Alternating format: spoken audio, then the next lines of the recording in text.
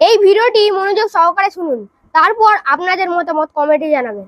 হিংসা থেকে যারা বাঁচতে চান, যখনই আপনার কোনো অপছন্দের ব্যক্তির কথা, প্রশংসা, উন্নতি আপনার কানে আসবে, যখন দেখবেন মন জ্বলছে, প্রথমে বলবেন এটা আপনার মন জ্বলছে না, শয়তানের জ্বালাচ্ছে, যেন আপনি হিংসা করে আপনার আমল নষ্ট হয়ে যায়। প্রথম শয়তানের এই চালাকিটা বুঝে আপনি সাথে সাথে ওইটাকে দমানোর জন্য কি করবেন? আলহামদুলিল্লাহ, আল্লাহ তাকে আরো বাড়াই দেখ, আলহামদুলিল্লাহ সে আরো ভালো করুক, শুধু আলহামদুলিল্লাহ বলে বলে তার প্রশংসা করতে থাকবেন। দেখবেন হিংসা আস্তে আস্তে কমে যাবে। যাকে আপনি দেখতে পারেন না, যার কথা শুনলে আপনার মন জ্বলে, যার প্রশংসা শুনলে আপনার মনে ব্যথা লাগে, অনুভব হয়, আজকে থেকে একটা কাজ করবেন, শুধু তার ব্যাপারে কোনো কথা আসলে, সে আপনার সামনে আসলেই শুধু আলহামদুলিল্লাহ বলতে থাকবেন, আলহামদুলিল্লাহ বলতে থাকবেন, মন চাক কিংবা না চাক শুধু বলতে থাকবেন, বলতে থাকবেন। একদিন দেখবেন আপনি জয় হয়ে গিয়েছেন, কারণ আপনি রহমানের বান্দা।